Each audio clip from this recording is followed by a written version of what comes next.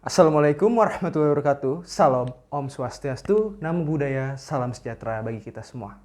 Greetings everyone, let me introduce myself. My name is Dito Gilang Prastia. I'm from Universitas Diponegoro and I'm here to ask a question to you watching this video. What is the definition of a good leader in an organization for you? Before we answer that question, we could take a look from a definition of what is an organization. From a general perspective, organization thrives from basic human instinct to collaborate.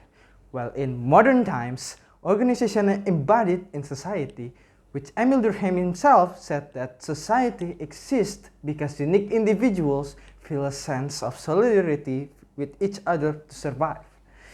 Unique individual that Emil Durkheim means that every person has a unique way or perspective in life. And that itself is a foundation to what it means to feel a sense of solidarity itself, a basic human instinct to flock together, bound in groups with their different nature and perspective, chained together in rules. With that in mind, there is still one definition that hasn't been defined about leadership.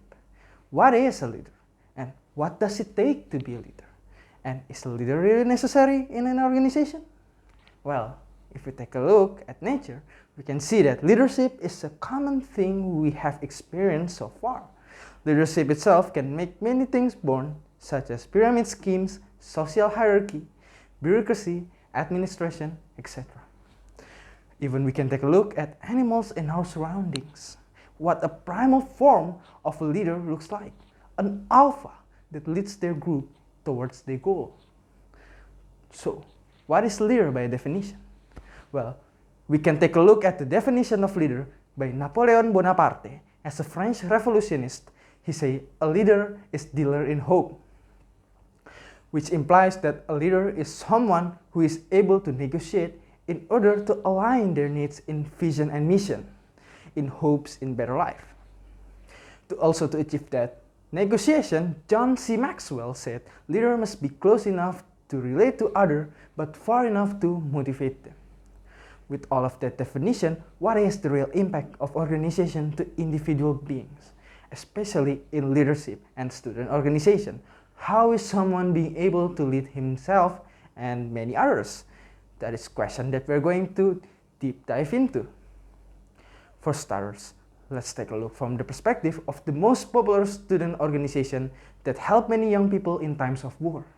That organization is Scouts, that was inspired by Baden-Powell and still recognized as the founding father of Scouts until today. Baden-Powell, the founding father of Scouts, once said, "There is no teaching to compare with example." That is not just a mere quote that he said during his lifetime, but a word that makes him able to become an example, to teach and save many children during life crisis. They are also able to lead themselves and others in the midst of chaos, especially World War I and World War II. You can see from the example of a great student organization like Scouts, who can produce many capable people as a leader or as a great person in their daily life, that a great student organization is needed for our surrounding. But student organization cannot achieve that without a great leadership. So a new question arises. What is the definition of a good leadership?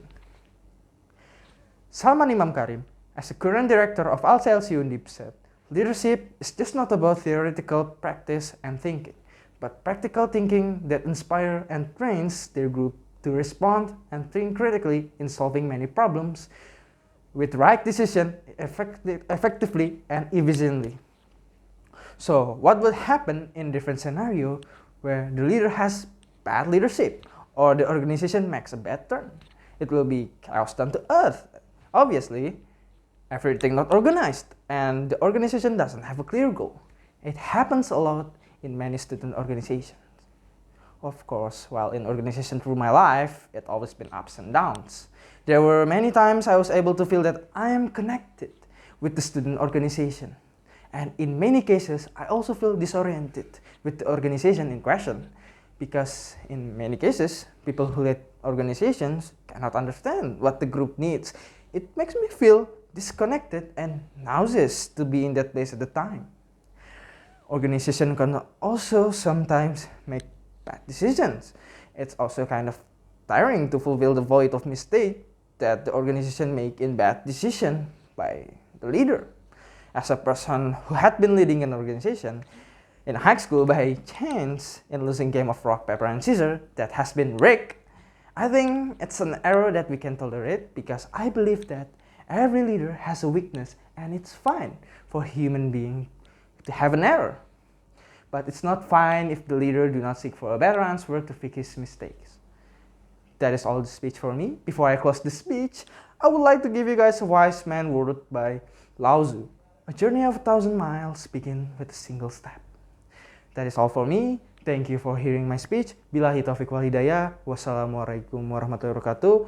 Om Santi Santi Santi Om. Namo Buddhaya. Salam sejahtera bagi kita semua. See you and bye-bye.